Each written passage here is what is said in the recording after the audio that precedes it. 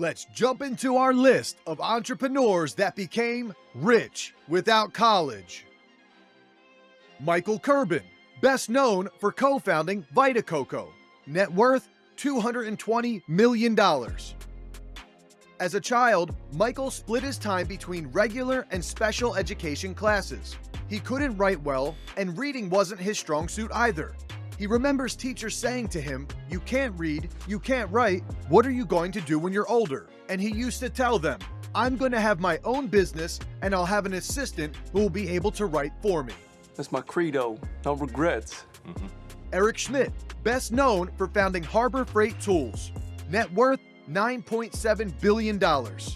Schmidt's childhood didn't provide a stable home life. He was sent to live in an orphanage when he was 9 years old. 4 years later, he went to live with an aunt in Tennessee, then returned home after 2 years before moving into his own apartment on his 16th birthday. These experiences, though difficult, pushed Eric into a life of independence, which would aid in his drive towards growing Harbor Freight Tools. Tool construction!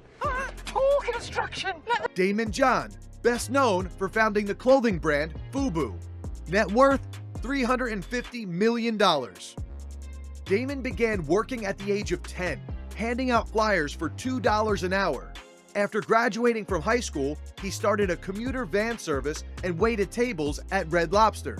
Red Lobster? Red Lobster? When Daymond first had the idea to start a clothing company, his mother taught him how to sew and supported him by allowing her house to be taken over to grow the business.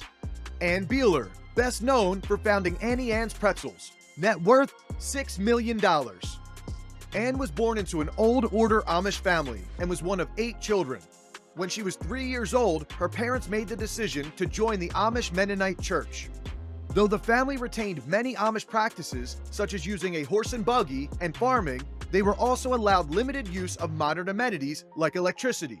Anne did not graduate high school. Instead, she left school after completing the 8th grade, which was a common practice for Amish children at the time. That's just perfect for an Amish like me. You know I shun fancy things like electricity.